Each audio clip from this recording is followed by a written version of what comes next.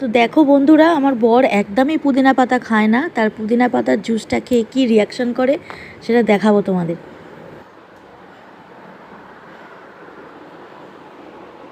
এবার দেখ, জিজ্ঞাসা কর কি, জিজ্ঞেস কর কি কি এটা, কি পুদিনা পাতা দেখতে পাচ্ছিস না? ওটা সত্যিই খেতে হয়।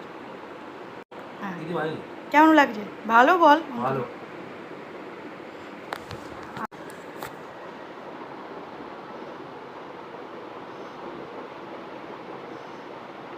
বল, হেভি লাগছে না? কি দিয়ে বানিয়েছি? পুদিনা পাতা। দেখ না, শুধু পুদিনা পাতা, পুদিনা টক দই।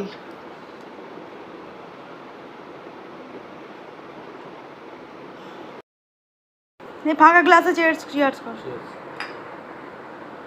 একটু নে।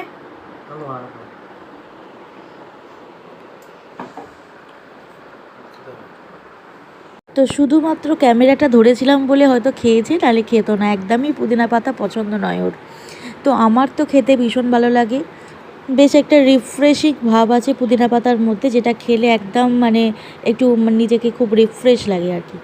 তো শরবতটা সত্যিই খুব ভালো হয়েছিল, আমার তো খুব পছন্দের। তো তোমরাও আশা করি এরকমভাবে বানিয়ে খাও গরমের মধ্যে, যা গরম পড়ছে একটু ঠান্ডা চাই। আর আমার শরবতটা থেকে দেখো, লেবুটা আছড়ে পড়লো আমার গায়ের ওপরে, লেবুটাও থাকছে না আর কি। তো ঠিক আছে, টাটা, আজকের মতো দেখা হবে পরের কোনো ভিডিওতে। ভিডিওগুলো ভালো লাগলে অবশ্যই লাইক কমেন্ট শেয়ার আর সাবস্ক্রাইব করতে পড়বে না। ওই ওই গেল গেল গেল, আবার পড়ে গেল।